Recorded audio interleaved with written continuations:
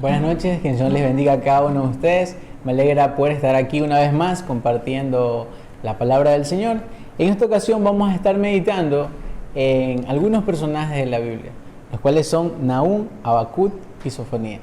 Y quisiera que podamos recordar el versículo que hemos estado meditando a lo largo de esta serie, a la cual hemos puesto por nombre Por la Fe. Y el versículo que hemos estado leyendo en estos días respecto a estos personajes es Hebreos 11:32, que dice lo siguiente: ¿y qué más digo? Porque el tiempo me faltaría contando de Gedeón, de Barak, de Sansón, de Jefté, de David, así como de Samuel y de los profetas. En esta ocasión meditaremos en ciertas preguntas que solemos hacernos. Si Dios es bueno y soberano ante todo, ¿por qué existe el juicio de Dios? ¿Cuál es el propósito de Dios para cada uno de nosotros en esta situación? Hubieron varios profetas de Dios que transmitían a su pueblo lo que Dios quería mostrarles, en medio del contexto en el cual se encontraban. Y es sobre eso que vamos a estar meditando. Pero antes quisiera que me acompañe un momento en oración para poder conocer un poco más de estos personajes. Acompáñame en oración. Señor, te damos gracias, Padre, por este día. Gracias por la oportunidad que tú nos das de poder conocer un poco más de ti. Gracias, Padre, porque en medio de esta situación hemos aprovechado estos medios para poder comunicar tu palabra, Señor. Padre, quisiéramos que seas tú guardando la vida de cada uno de nosotros, que seas tú y que sea tu Espíritu Santo de Dios el que nos capacite para poder acercarnos a ti, el entender tu palabra, Señor. Guarda la vida de cada uno de mis hermanos, Señor. Guarda la vida de sus familias y que allí donde se encuentren, pues podamos ser edificados en tu palabra. Gracias te amo, Señor, en el nombre de Cristo Jesús. Amén y amén. Hubieron 3 profetas que fueron testigos de la decadencia política, moral y religiosa del pueblo de Judá en vísperas de su destrucción para pasar luego al exilio babilónico. Y estos personajes son Nahum, Habacuc y Sofonías. Y vamos a estar meditando en quiénes eran estos personajes. Por eso al primer punto le he puesto quiénes eran estos profetas. Del primer profeta que vamos a estar leyendo y meditando un poco es de Nahum. Nahum, en hebreo Nahum, que significa consuelo de Dios, y tiene relación con el nombre de Nehemías.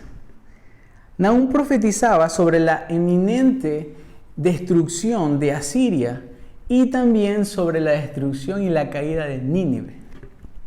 Nahum representa la caída de Nínive como un ejemplo en el cual Dios nos muestra que no permitirá que aquellos imperios o aquellos pueblos que vayan en contra de su voluntad puedan ganar, sobresalir o estar encima de otros. El otro personaje que vamos a estar meditando es sobre Habacuc. Habacuc, en hebreo Habak, que significa abrazo, el que abraza. Pero no abrazo en el sentido romántico, sino abrazo en el sentido de consuelo. Habacuc profetizó a Judá en cuanto a la invasión de los caldeos. Habacuc, en medio de su celo que tenía con respecto a la santidad de Dios y a la justicia de Dios, se hace una serie de preguntas y le pregunta al Señor, ¿por qué esa manera en mostrar la ira hacia el pueblo? ¿Por qué lo hace y cuál es el propósito que tiene? Y Dios responde a Habacuc de una manera muy especial, hablándole sobre su forma de ser y sobre la esperanza que iba a haber para el pueblo de Dios. Otro personaje del cual vamos a estar hablando es Sofonías. Sofonías, en hebreo Sefanja, que significa Dios protege o Dios oculta. Él profetiza acerca de la devastación que iba a tener el pueblo de Judá antes de la destrucción de Jerusalén, la cual era consecuencia de la injusticia, de la inmundicia, de la idolatría y la hipocresía que estaba viviendo el pueblo.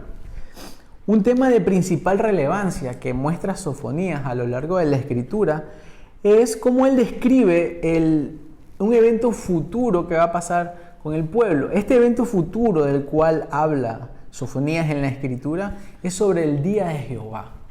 Y muestra cómo le ruega al pueblo que se arrepienta para que puedan ser guardados en el día del enojo de Jehová. Como ya hemos visto, estos son los personajes de los cuales vamos a estar meditando en esta ocasión: Sofonías, Nahum y Habacuc.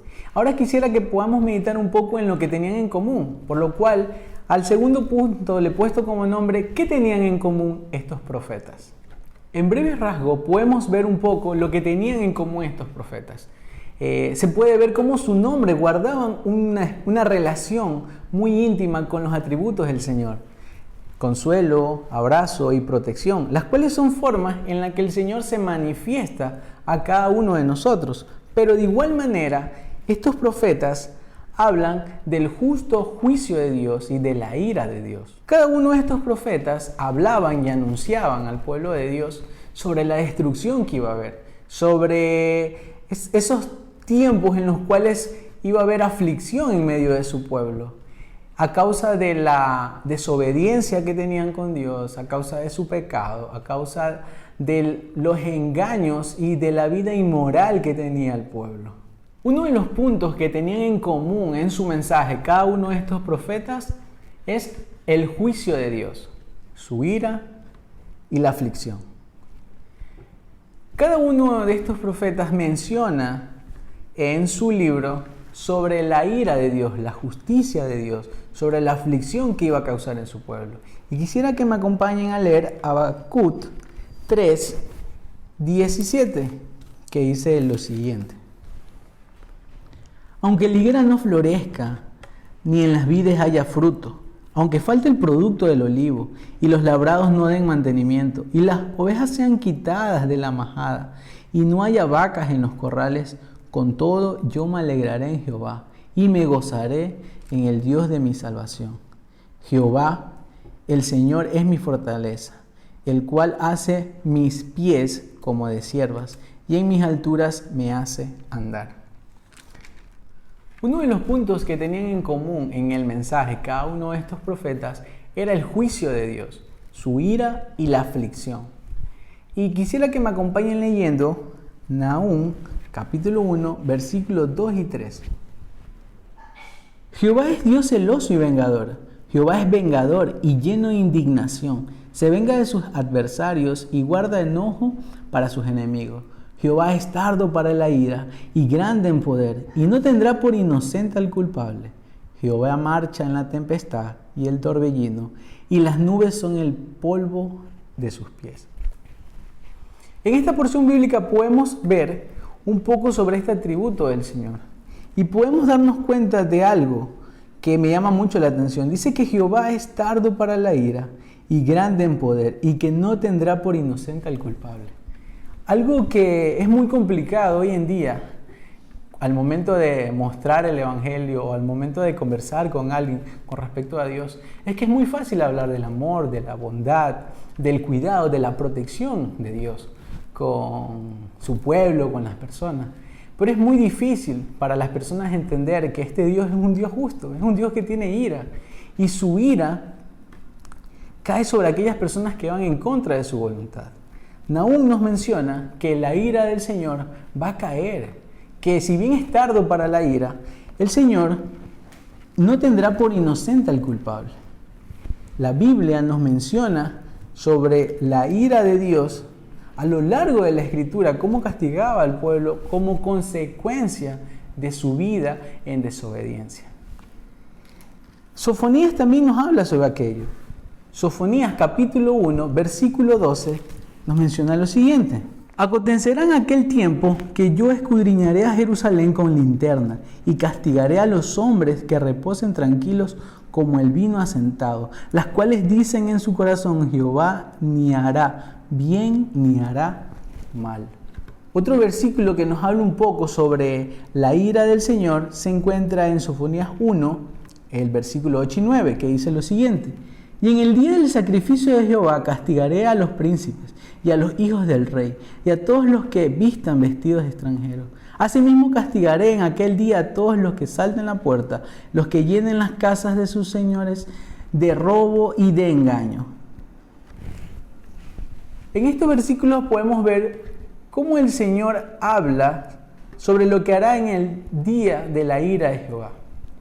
Cómo va a castigar a aquellas personas que viven en contra de su voluntad, que han vivido vidas que desagradan a Dios, que Han estado en engaños, en mentiras, donde sus pueblos han ignorado el consejo de Dios, donde sus pueblos han ignorado lo que dicen sus profetas, lo que dice Dios a cada uno de ellos, y han prestado sus oídos a escuchar a otros dioses. La ira del Señor es tan evidente a lo largo de estos versículos que nos muestran que su pueblo pasará aflicción y pasará tribulación. Este mensaje debió ser muy complicado para estos profetas al momento de transmitirlo. Quizás no era tan grato anunciar esto, quizás su corazón se quebrantó muchas veces, decirle a su pueblo, decirle a sus compañeros cómo Dios estaba sintiendo al ver la situación en la cual estaban viviendo. Y esto es algo que no sucede solo en ese tiempo, sigue sucediendo actualmente. Ver la situación y la realidad del mundo, como aun cuando el Señor ha mostrado su amor y su misericordia una y otra vez, la sociedad tiene por costumbre ir en contra de su voluntad, creer en sus propias leyes, creer en sus propios consejos y desestimar el consejo de Dios. Y Habacuc 3:17 cita algo que me llama mucho la atención. Habacuc 3:17 dice lo siguiente: aunque la higuera no florezca, ni en las vides haya fruto, y aunque falte el producto del olivo, y los labrados no den mantenimiento, y las ovejas sean quitadas de la majada, y no haya vacas en los corrales, con todo yo me alegraré en Jehová, y me gozaré en el Dios de mi salvación. La aflicción puede llegar de distintas maneras a nuestra vida. Puede ser tanto en lo económico, la aflicción puede llegar por la salud, la aflicción puede llegar por un despido laboral o un problema familiar. O puede llegar como lo muestra Habacuc en su oración en el capítulo 3. Que aunque la higuera no florezca, ni en las vides hayan fruto, aunque falte producto, aunque las ovejas sean quitadas, aunque no haya vaca en los corrales, lo que Habacuc está diciendo es que, Señor, aun cuando no haya nada a mi alrededor, aun cuando parezca que no tengo nada, que no tengo en qué sostener mi economía o mi esperanza física como tal, mi corazón estará para ti. Porque dice, con todo yo me alegraré en Jehová y me gozaré en el Dios de mi salvación. Me llama mucho la atención cómo él dice, aun cuando no tenga nada, aun cuando la situación que esté pasando a mi alrededor sea muy complicada, yo me gozaré en tu presencia, yo me gozaré en ti, Señor. Y esto puede llamarnos mucho la atención y puede ser muy desafiante para cada uno de nosotros, porque usted dirá, bueno, es muy complicado tener amor hacia Dios en medio de una situación en la cual siento que Dios me está quitando, o Dios no me está sosteniendo, o Dios no me está oyendo. La falta de ingresos económicos puede traer un desequilibrio en nuestras vidas, y este desequilibrio en nuestras vidas puede dar como consecuencia que nuestra mirada hacia Dios sea desviada y que prestemos más atención o pongamos nuestra mirada más en lo terrenal que en lo espiritual. Muchas veces cuando la ausencia de estas cosas terrenales evidencian la verdadera condición de nuestro corazón. Deberíamos meditar mucho en aquello, en qué estamos depositando nuestra confianza en medio de la situación en la cual nos estamos encontrando. Y otra cosa que podemos resaltar de este primer punto es que Dios es un Dios de ira para aquel pueblo, para aquellas personas que van en contra de su voluntad. No podemos ignorar que Dios va en contra del pecado, que va en contra de la maldad y va en contra de aquellos que no obedecen su palabra. Otro tema que tenían en común en su mensaje cada uno de estos profetas es sobre la idolatría. Y quisiera que me acompañen leyendo Nahum capítulo 1, versículo 14, que dice lo siguiente: mas acerca de ti mandará Jehová, que no quede ni memoria de tu nombre, ni de la casa de tu Dios, que destruiré escultura y estatua de fundición. Allí pondré tu sepulcro, porque fuiste vil.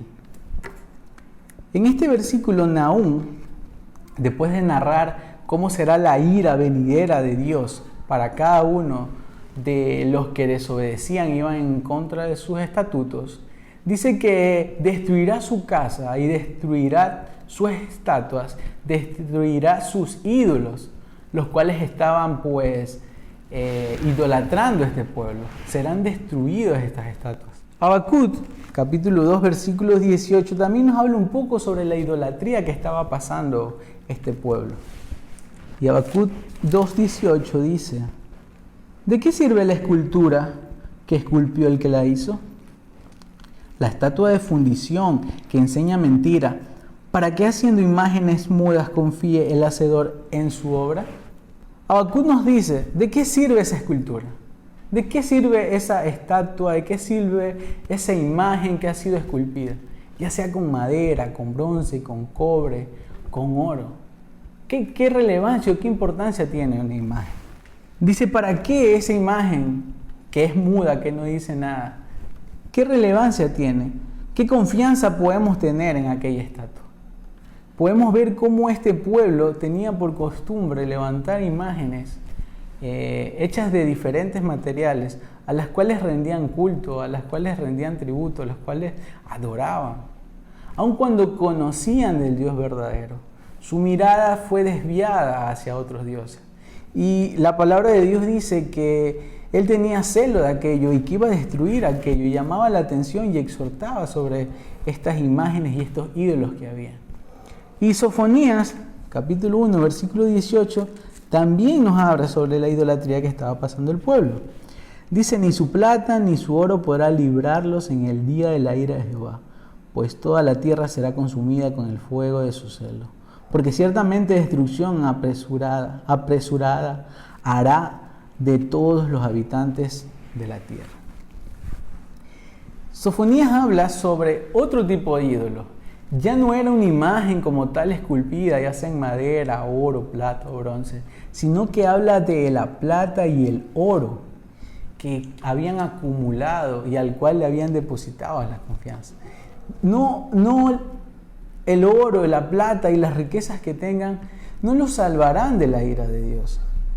Y nosotros podemos decir hoy en día, pues bueno, nosotros no estamos adorando imágenes, nosotros no estamos haciendo becerros de oro, nosotros no estamos esculpiendo en madera o bronce alguna imagen en la cual estamos rindiendo culto.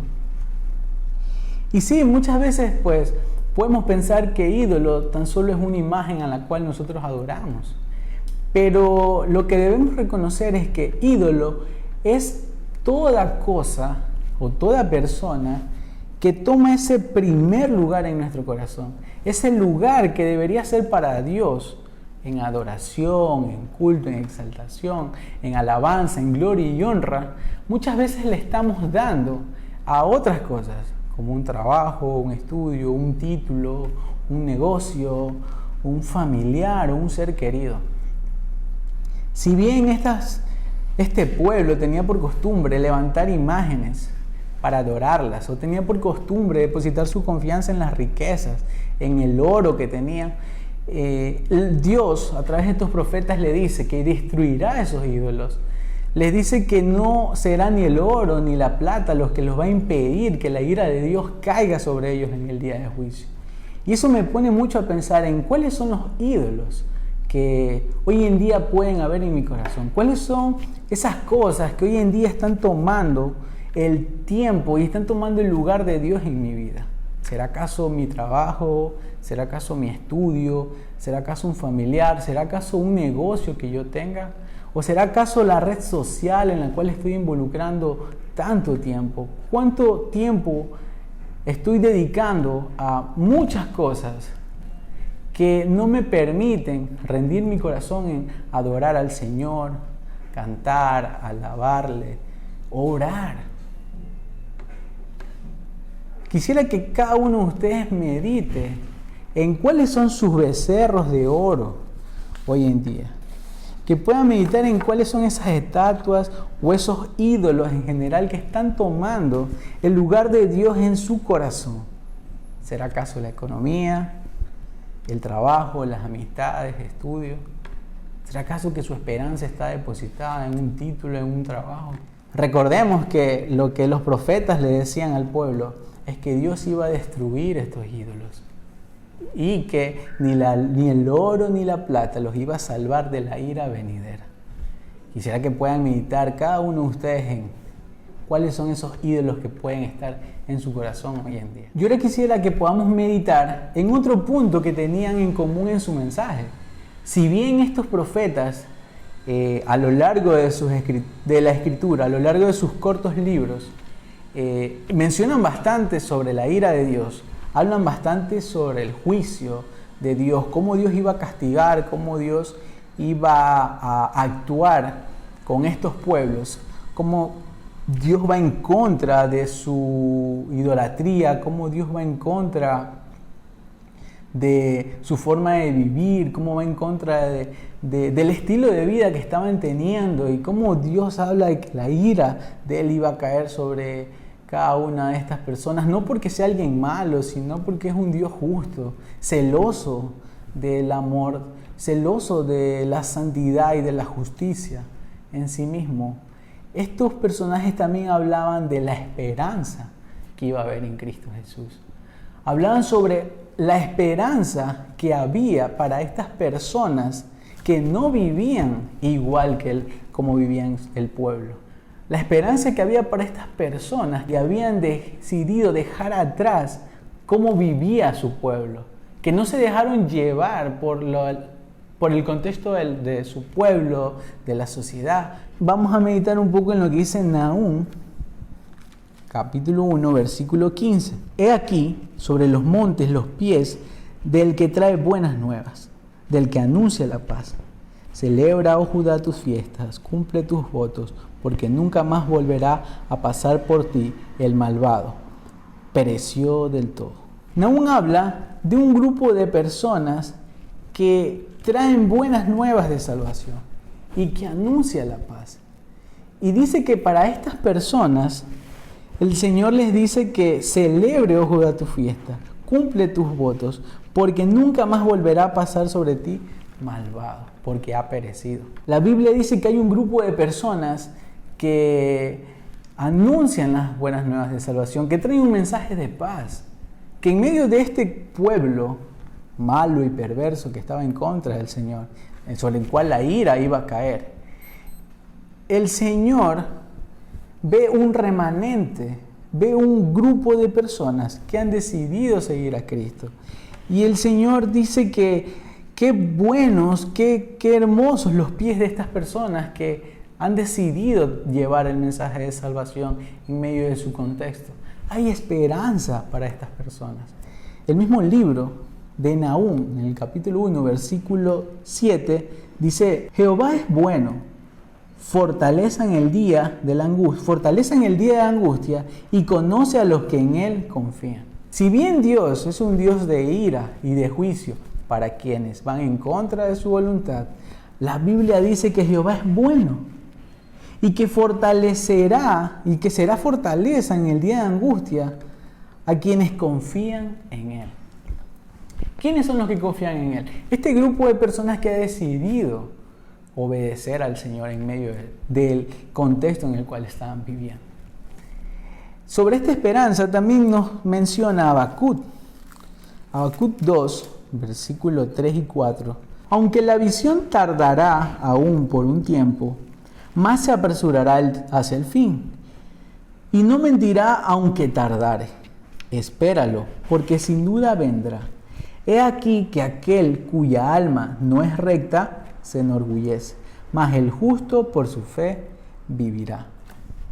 Habacuc levanta una exclamación al Señor preguntándole, protestando: ¿por qué, Señor, si tú eres santo y no permites que tu pueblo perezca, por qué permites que sucedan estas situaciones en medio de su pueblo? Habacuc no entendía y se quejaba de la injusticia que estaba viviendo el pueblo.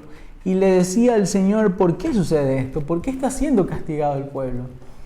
Y el Señor, en medio de su respuesta, le dice: para aquellas personas que han vivido en contra de su voluntad, para aquellas personas que han decidido poner su mirada en otras cosas, pues el Señor traerá ira. pero que habrá esperanza para este pequeño grupo de personas. Mas el justo por su fe vivirá, dice. Hay una esperanza para aquellas personas que han depositado su fe. Y Habacuc entiende esto y se da cuenta por qué el Señor actúa de esa manera.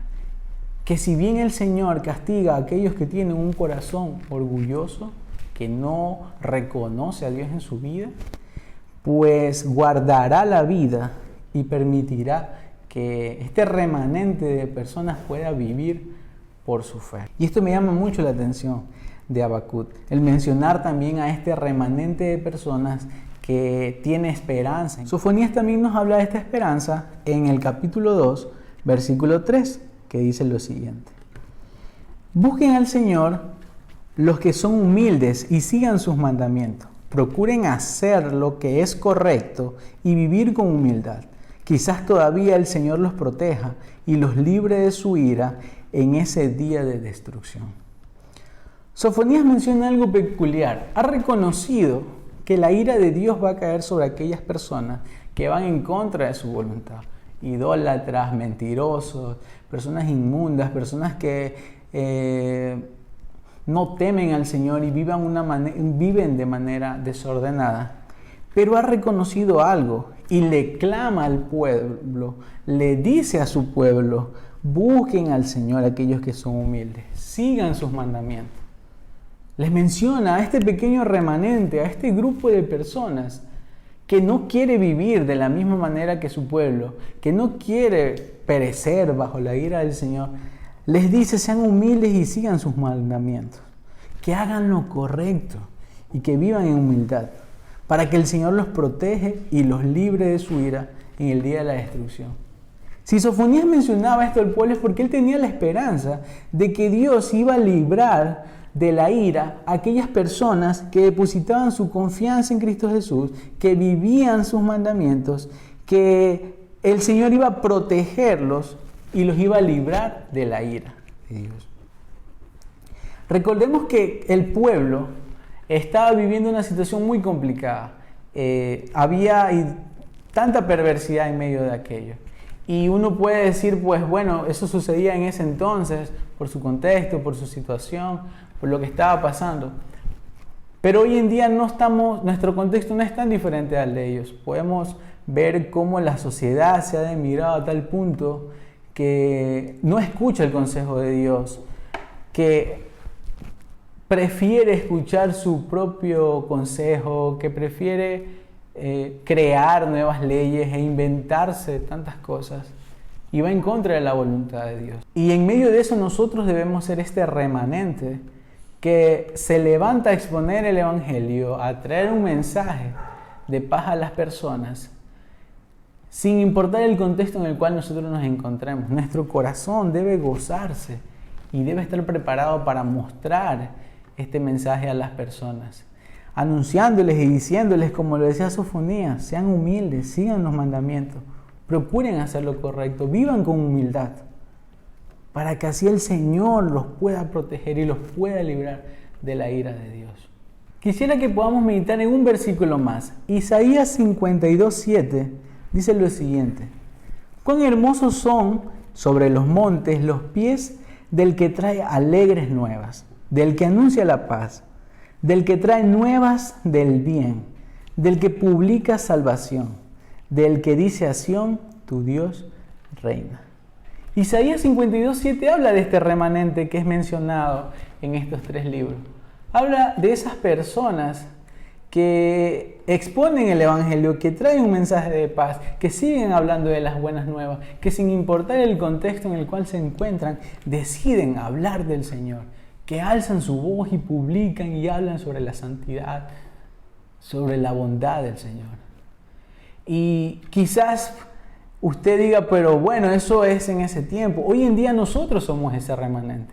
O se esperaría que nosotros fuéramos ese remanente, ese grupo de personas que en medio del contexto en el cual vivimos hoy en día, pues nosotros podamos llamar a las personas al arrepentimiento, diciéndoles que se arrepientan de su manera de vivir, que procuren obedecer los mandamientos del Señor, que sean humildes, para que el Señor en su misericordia los proteja y los guarde del día de la ira. ¿Acaso nos consideramos ese pequeño grupo remanente que acepta la invitación? ¿O seguimos siendo igual que el montón, viviendo de la misma manera que vive este sistema, escudándonos ante el contexto y dejándonos contaminar de lo que está sucediendo? Hasta ahora hemos visto quiénes eran los profetas, qué tenían en común en medio de su mensaje, pero quisiera que podamos entender algo. Y este es el nombre del tercer punto. ¿A qué nos llaman estos profetas? A lo largo de estos libros hemos visto cómo detallan las situaciones que va a vivir el pueblo de Judá. La destrucción de Jerusalén, el exilio hacia Babilonia, cómo los pueblos vecinos iban a gobernarlos, iban a destruirlos, iban a poseer sus tierras y iban a ser derrotados, grandes imperios iban a ser derrotados. También pudimos ver cómo el pecado de su pueblo trae como consecuencia la destrucción que iban a tener cada uno de ellos.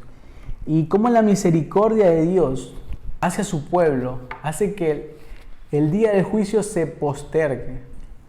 Cómo la misericordia de Dios hace que el día de la ira del Señor vaya postergándose. Porque muchos de nosotros hemos escuchado el día del juicio de Dios viene pronto, y muchos dirán, pero bueno, eso lo dijeron en los tiempos de Jesús, eso lleva más de 2000 años. Pero si la ira del Señor ha tardado, es por una razón, es porque en su misericordia quiere que todo el pueblo pueda conocerlo. En su misericordia, Él espera que toda la humanidad pueda arrepentirse y pueda rendirse delante de Él, pueda reconocer la vida que está llevando y pueda poner su mirada en Cristo Jesús, para que la ira de Dios no caiga sobre Él y no perezca eternamente, sino más bien que pueda vivir eternamente en su presencia. Y entender todo esto, o el conocer y ver todo esto, nos llama por lo menos a dos cosas. Primero, que reconozcamos nuestra condición, que podamos ver en qué estamos fallando, que pueda meditar qué es lo que está haciendo hoy en día. ¿Será acaso que está viviendo de la misma manera que vivieron estos pueblos? En idolatría, en fornicación, en adulterio, en engaño, en mentira. Poner su mirada en las cosas terrenales, levantando ídolos y esculturas, imágenes para rendir culto, dejando a un lado al verdadero y el único Dios que merece toda la gloria y honra. ¿Será acaso que ha levantado ídolos en su vida actualmente, como el dinero, el trabajo, la educación, un título, una pareja, un familiar? Reconozca su condición, reconozca en qué está fallando, reconozca a qué le está invirtiendo tiempo hoy en día. Compárelo con el tiempo que le está dedicando a las disciplinas espirituales, al poder leer la Biblia, al poder congregarse, el orar, ayunar y todas estas herramientas que el Señor ha puesto para que nosotros podamos conocerle más y podamos acercarnos cada día más a Él. El que podamos ver cómo estos profetas, aún en medio de su contexto y aún en medio de lo complicado que tuvo que ser para su corazón el escuchar la voz de Dios que les decía, transmite este mensaje de juicio y de ira a este pueblo. Y cómo los profetas igual alzaron su voz y obedeciendo por fe a su Señor, exponían el Evangelio en estos pueblos, hablaban lo que el Señor les decía y traían un mensaje de esperanza también para estos pueblos. Meditemos cada uno de nosotros sobre cómo está nuestro corazón, cuál es nuestra condición hoy en día, si somos igual que el pueblo de Dios o somos igual que ese remanente que se levanta y trae buenas noticias y mensajes de paz. Y lo otro que quisiera que podamos hacer es que nos rindamos en arrepentimiento ante el Señor. El mensaje de esperanza que traían estos profetas al pueblo era que se arrepientan, que sean humildes, que busquen al Señor para que el Señor los libre de la ira en el día de la ira y los guarde para que puedan estar en su presencia. Amigo, usted que ha podido reconocer cómo está su corazón, ha podido reconocer qué son aquellas cosas que le impiden acercarse a Dios, aquellas cosas que le impiden dedicarle tiempo a conocer un poco más de Dios. O quizás usted aún no conoce nada de Dios. Le animo a que pueda arrepentirse de aquella vida en desobediencia que ha estado viviendo. Hemos visto ejemplos de cuáles son las consecuencias de vivir de una manera que no agrada a Dios. Habla de que Dios es justo y en medio de su justicia Dios condena el pecado, castiga el pecado. La Biblia habla que la paga del pecado es muerte. Y usted dirá, entonces Dios es malo. No, Dios no es malo. Dios es justo. Y su justicia nos lleva a entender que la paga del pecado es muerte, que hay una consecuencia de vivir de una manera que no agrada a Dios. Pero ¿sabe qué es lo maravilloso de todo esto? Que la Biblia dice que Dios es bueno y justo para perdonar. Que Él lo que espera es que usted y yo nos arrepintamos delante de Él de manera genuina, que Él conoce las intenciones de nuestro corazón. Y lo que espera es que usted reconozca su condición, reconozca su situación y que clame a Él por misericordia. Y el Señor, en medio de su gracia, en medio de su bondad, podrá reconocerlo como justo delante de Él. Y ahora ya no será parte de ese pueblo que recibirá la ira de Dios, sino que será parte de ese remanente que el Señor lo va a proteger y que el Señor le va a permitir verle cada día y conocerle un poco más para que usted y yo podamos vivir eternamente en su presencia. Dos cosas quisiera que medite. ¿A qué nos llaman estos profetas? A reconocer nuestra condición y a rendirnos en arrepentimiento delante del Señor. Como conclusión, quisiera que podamos recordar algunas cosas que hemos visto a lo largo de este mensaje. Primero, recordar que Nahum nos asegura que Dios juzgará personalmente y poderosamente y aún devastadoramente a aquellas personas que van en contra de su voluntad. Habacuc mantiene una conversación con Dios en la cual, por su celo a la santidad y justicia de Dios, él le pregunta al Señor que por qué juzga de esa manera, que por qué su actuar tan duro y tan fuerte. Y el Señor le responde y le dice que hay un propósito para todo esto. Y ante la respuesta del Señor a Habacuc, Habacuc entiende y deposita su confianza en Dios, que la forma en la que Dios actúa con el mundo es porque hay un propósito detrás de todo esto. Y recordar lo que Sofonías presentaba en su escritura. Sofonías decía que hay una esperanza y hablaba de un día futuro en el cual el Señor juzgará a su pueblo, pero aquel remanente, para aquellas personas que han decidido seguir a Cristo, habrá esperanza. Y quisiera que podamos recordar esas cosas. Y para terminar, quisiera que podamos entender que a partir de quienes eran los profetas, pudimos ver cómo tenían celo de parte del Señor al momento de exponer el Evangelio en medio de su contexto. Cómo la importancia de su nombre o la relación que tenía su nombre con el carácter de Dios mostraba esa atención al momento de llevar el mensaje. Consuelo, abrazo. Cómo el mensaje de ellos, si bien hablaba de ira de Dios, del juicio de Dios y de la aflicción, hablaba de una esperanza para este remanente. Y quisiera que nosotros podamos comprender que somos parte de ese remanente, o que deberíamos ser parte de ese remanente. Así que le animo a que usted pueda meditar en aquello que ha escuchado y que se pregunte si es parte del remanente o parte del mundo. Y si en medio de su intimidad con el Señor ha reconocido que es parte del remanente, gloria a Dios por aquello y permanezca en eso. siga buscando del Señor. Pero si ha reconocido que es parte del grupo que no busca del Señor, que pueda arrepentirse y que pueda buscarle cada día más. Y para terminar, me gustaría que ahí donde se encuentre podamos orar juntos al Señor. Amado Señor, gracias te damos por tu palabra. Gracias por el mensaje que has traído a cada uno de nosotros, mi Dios. Gracias por recordarnos tu palabra, que si bien eres un Dios bueno, un Dios amoroso, como lo muestra tu palabra, también eres un Dios de ira y de justicia, Señor.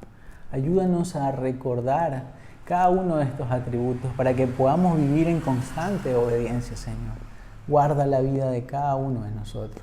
Ayúdanos a poder vivir como este remanente de tu pueblo, Señor, que se levanta a exponer el Evangelio, que se levanta a hablar de las buenas nuevas, de este mensaje de paz, Señor.